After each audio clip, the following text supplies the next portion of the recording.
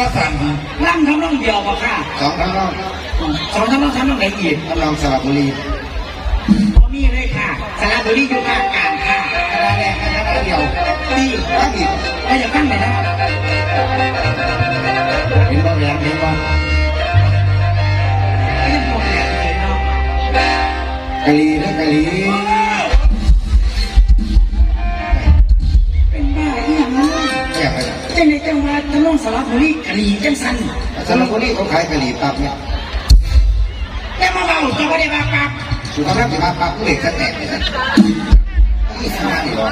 พี่รองพี่ลูกพี่หลานอยากเราไปฝากไว้เด้อหมอลำอลังการโชว์เพื่อที่เปิดรับออดิชั่นวันที่7 มิถุนายนนี้อยากให้ลูกไปเป็นพระเอกนางเอกแดนเซอร์ตลกโชว์เปิดรับได้ทั้งทุกวันเพิ่นเปิดรับสมัครได้พี่น้องทักไปเพจหมอลำอลังการโชว์ก็ได้ผู้ใดมีลูกมีหลานพามาสมัครอะไรเมื่อนี้ห้องหลับต้องล่ามาเร็วๆเขาสิบขั้นเปิดกระดิ่งไม่บุญประเทศตะไหลท่านเสื้อซ่าเดี๋ยวพระท่านเขาจะทำแย่งมึงมีอย่างมึงต้องนักผู้ใดมาเด้อ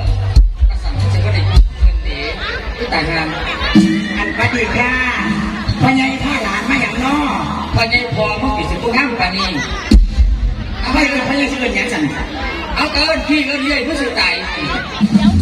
พี่มาอย่างจ้าพระกษีปากผู้สื่อข่าวต่อกองพี่มาอย่างค่ะที่ตัวมาขึ้นแง่เนี่ยใครแต่ค่ะถ้าเอิญมาชุดที่อย่างเนี่ยค่ะชุดกันค่ะกันอย่างเธอกันม้าถามค่ะแล้วจะได้ขอถามหมอบอกน้องๆถ้าพี่ลายไม่อย่างค่ะจะก็มาช่วงชุดฉันปานี่ค่ะก็กัดแล้วก็นี่ค่ะบอกกัดแล้วค่ะฮักเขียวแล้วค่ะจะมาตีในยุค่ะเอาตียาเต๋อต่างๆอากาศร้อนๆสัญญาณถ้าจะเป็นรอสำหรับเสียยาเลยได้เนาะค่ะคือได้ยินข่าวมาถ้าหมอลำเสียไป6 คนตั้งอีกคณะหนึ่งตีมื้อเมียนค่ะหมอลำอลังการโชคค่ะโอ้คนรับสมัครศิลปินมารวมทีมงานแบบนี้เพิ่งประกาศพิธีการจะสิเป็นหัวหน้าเป็นมหานะคะเอาจะมีหัวหน้าเป็นยุนีตีเพิ่นยุนีนะค่ะประกาศเขาแค่ก่อนความยังคนใหญ่ก็ต้องหัวหน้าคนพอดีนะหัวหน้าที่ระบาดรุ่งสีดังหัวหน้า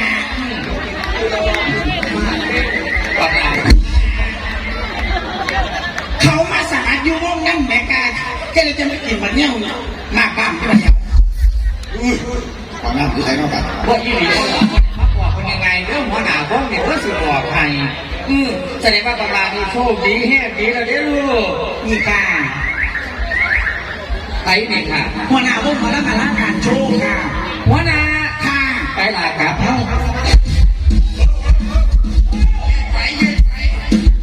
จะติดฟ้าไปยังคุณ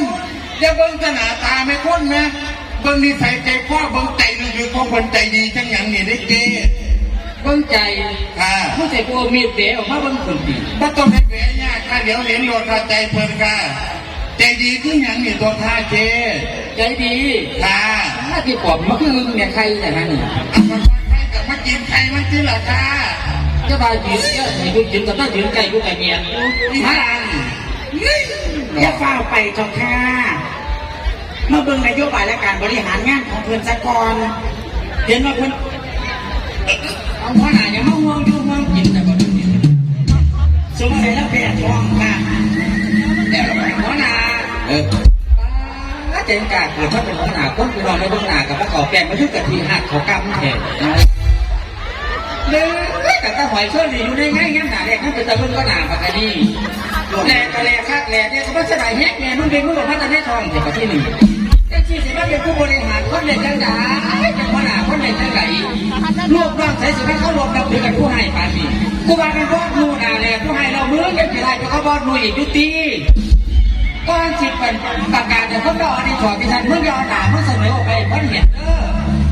ที่ไร่กับที่ไร่พวกที่ไร่กินข้าวแซ่บก็ละละอุ้มข้าเอาอุ้มเห็นยังข้าตีปากมันหนาแค่หรอกถ้าเกี่ยวความเกี่ยวแท้ด้วยนะพวกเพื่อนพวกเจ้าของแท้ยันแม่กับเตานี่สิแม่กับเตาก็เบิ่งตัวดำๆลุกดำโอ้ยแข็งนะสมผมวางหอยหมาเอาเลยหมาบ้านแม่มันจะมีหอย ผมดีๆมันแม่มันหมดอย่างนี้ ถ้าพ่อหนาเขาจะมาเถียงข้ามมาตกฝ่ายจะบ้านี่ ยังเหมือนกับแม่หูยัง ถ้าหลานมาสมา ใช้อ่าน นี่เด็กยืนเพื่อเบื่อยุ่น พอตู สวัสดีครับพ่อตู่ ทุ่มมันหนีนะ พรุ่งนี้ให้ฉันเขามาสมาธิน้ำ แม่เลยแหละผมว่าเขาถือหูหรอก สิเขาเอิญนะแต่เขาเอิญพ่อตู่ พอตูแม่ก็ไหนกันลูกน้องกูแท้ๆผมก็เอิญพ่อเอิญลูกเลย เอิญหยัง พี่แอ ลาเมื่อเอิญเราไหมเรามาย่อมขึ้นนะพี่แพรหรือเพื่อนหรืออะไรเอิญไปรอบพัฒนาหลาถ้าจะมาเสริมคุณ สวัสดีครับ พี่แพรยังไง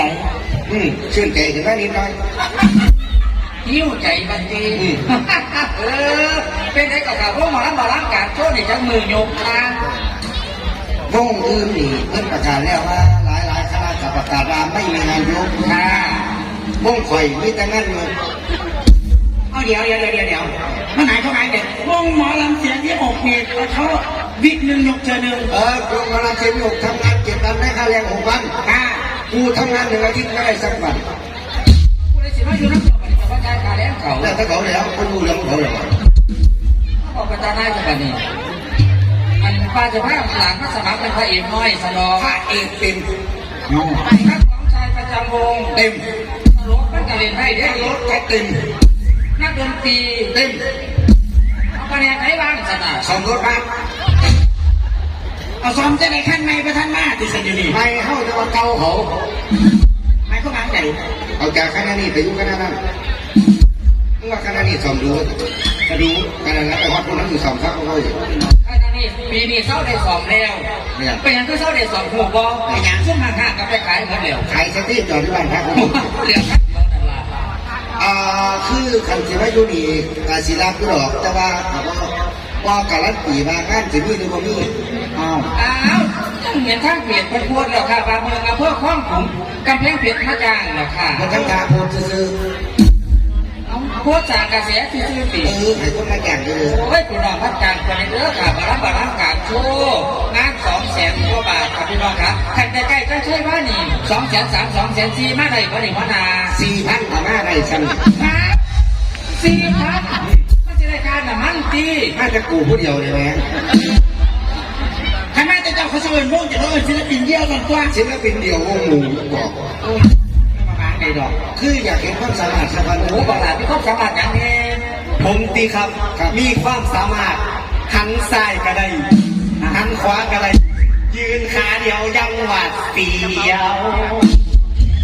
ผู้สาวาเสียวแม่ก็เล